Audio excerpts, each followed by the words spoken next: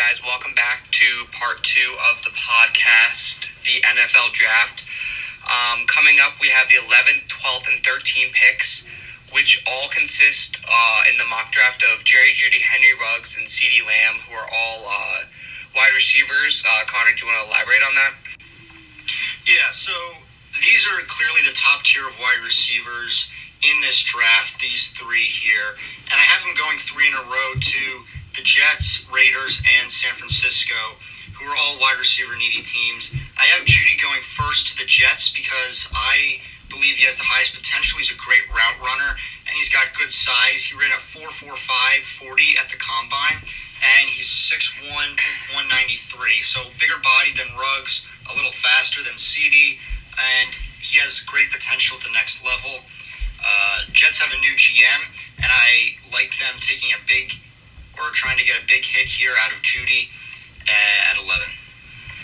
Yeah, so Ruggs was definitely the third receiver out of these three coming into the combine. However, everyone knew he was going to run a blazing fast 40 time. He ended up running a 4.28, which is the fastest in the draft of these top-tier receivers by a mile. He has that big potential, and obviously Oakland, after they traded Amari Cooper for the first-round pick, they need a receiver to help Derek Carr either get better or a new quarterback that they bring in.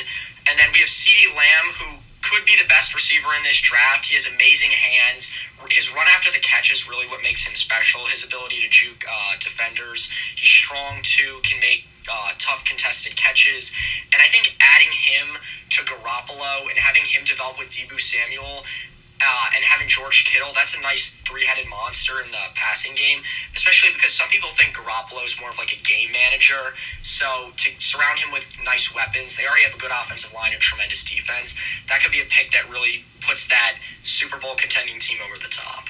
Absolutely. And elaborating on Ruggs, the Raiders in this draft are really a wild card. They could do a lot, especially with John Gruden at the helm.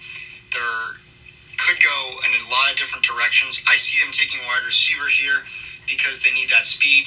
And as Matthew just said, with CeeDee Lamb in the Niners, he's a bigger body receiver, one of the strongest wide receivers in this class, and he's great at run after catch.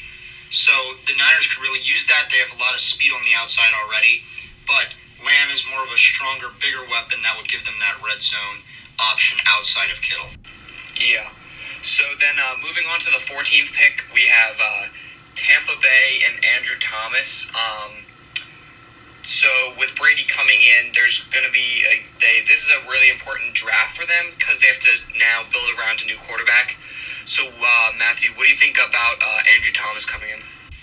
So I think I always love especially the offensive linemen that play at big-time schools because they have experience against the top pass rushers in the country. So Andrew Thomas knows what it's like to go up against some of the premier pass rushers. So I think he's going to have less adjustment.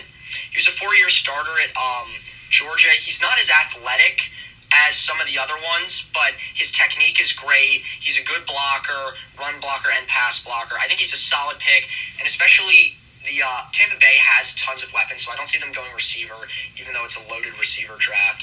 However, they definitely need to shore up that offensive line for Brady. And this is going to be more of like a win-now pick because although Thomas is going to need some work, I think he's one of the tackles that can step in right away and provide a lot of help to that. Yeah. So, Connor, do you think that, so obviously Andrew Thomas is who you put down on your mock. Do you think Tampa Bay, just position-wise, not even necessarily per player, but do you think they should go O-line or focus on defense, which still needs some work? Yeah, the defense does need work, but in this case, I think the only way you can really beat Brady is by hitting Brady. And so they really need to shore up the offensive line, especially tackle position. And right now, Andrew Thomas is the most ready tackle on the board and possibly in the class. He was outshadowed at the combine by some of the tackles that went earlier in Wirfs and Mekhi Becton. But I believe that this is a great pick for them because he can come in and play right away for a win-now situation by protecting Brady. Yeah, so moving right along to Christian Fulton for Denver in the 15th pick. They definitely need some work, defensive work, especially in the backfield. Connor, do you think that they should do this, or another option would be try to trade up for a wide receiver to gain more weapons for Locke? Yeah, so right now Denver has Cortland Sutton on the outside, who was really a surprise last year. But there have been a lot of people mocking wide receivers to Denver. In this case, I already have all three of that top tier off the board, so I'm going to go with Fulton here. After they lost Chris Harris in the offseason to the Chargers, I think they're going to need more of a defensive back presence. There's questions about Fulton's speed on the outside. He ran a 4.46 at the combine, but as a prospect, he's very strong. At LSU, he played a lot of man and press coverage, which is a lot more prototypical in the NFL level, and they really like that out of him. So I will have him going to Denver at the 15th pick. But if, say, one of those top three receivers are still left, do you think that Denver should pick a receiver of either Judy Ruggs or Lamb over Christian Fulton? That's hard to say. It depends what Denver thinks that they have in Drew Lock and if he needs another year to develop. I think that addressing cornerback is definitely a big need, but if they could get someone on the opposite side that they feel is a better prospect than Fulton, they would not hesitate to take that pick. Yeah. All right, moving on to Atlanta with the 16th pick. This question will go over to Matthew. So, Javon Kinlaw at D-tackle from South Carolina.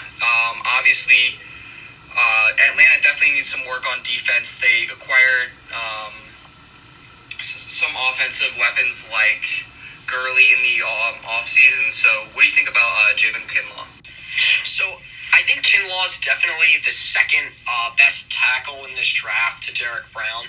But I think Kinlaw, he's huge, 6'5", 324, which that's super important at the NFL level to have big tackles up front.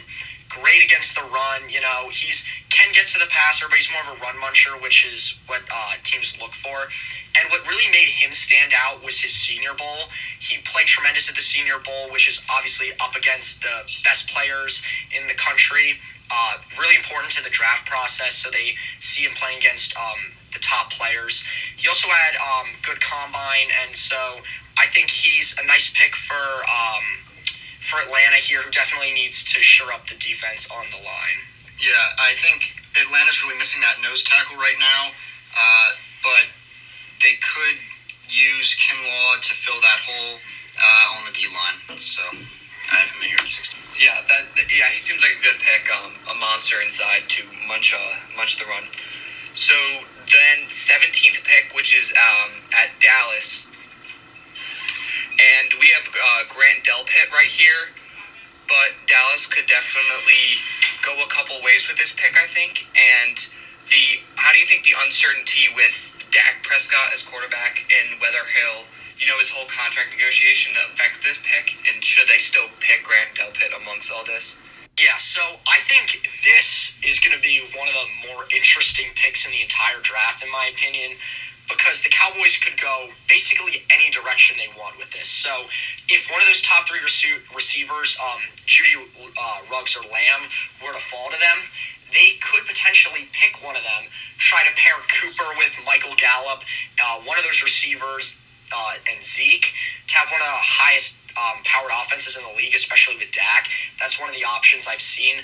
On a mock I saw this morning on ESPN, they had CeeDee Lamb falling to the Cowboys, which I thought would be interesting. However, Delpit coming into the year was the number one safety on the board by almost everyone, except he had a tough year. So guys like McKinley have started to close the gap on him as the number one safety. He had some problems tackling as well, but he's great in coverage, played at LSU, struggled down the stretch against Clemson, especially in the national championship game.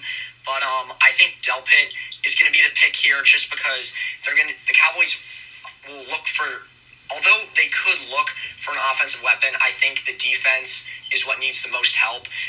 So I think they'll go with Delpit here. Yeah, the Cowboys lost Byron Jones to Miami in the offseason, and Delpit is great in coverage.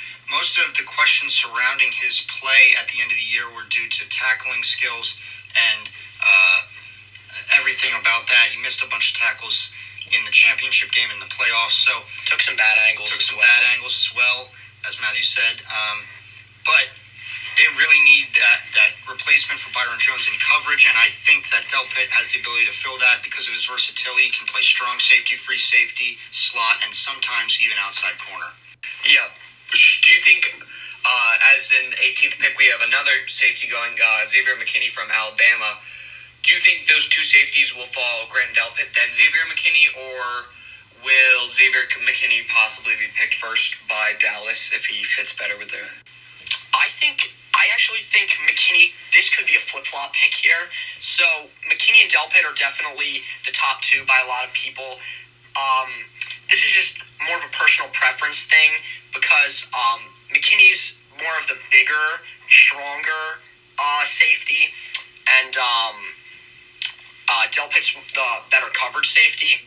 So it's more of a preference thing, I think, there.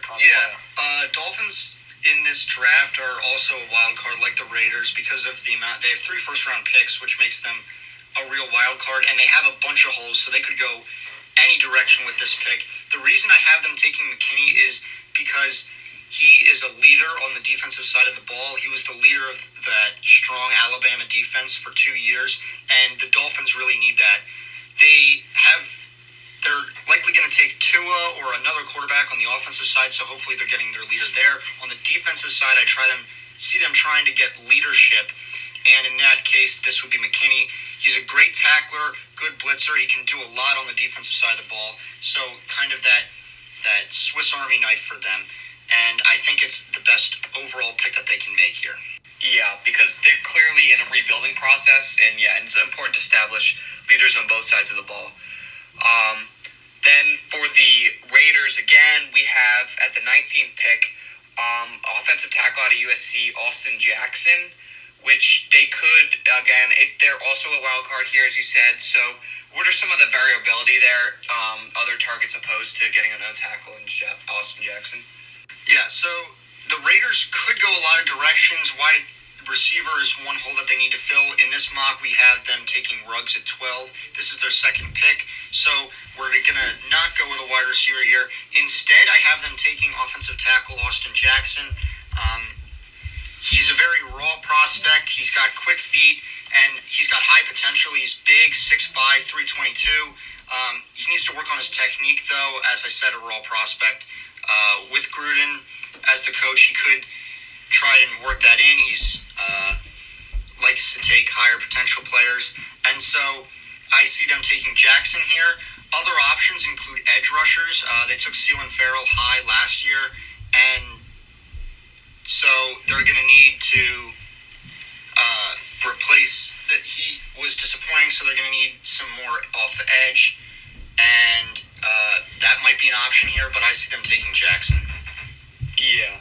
So, I think John Jackson's a good pick. They really need to work on protecting Carr in the quarterback position in general. Moving to the last pick of the day for the pod, the 20th pick. And we have C.J. Henderson, corner out of Florida. And why don't you talk about, I'll let you talk about the rebuilding process on the defensive side of the Jaguars and how they're going to attack that.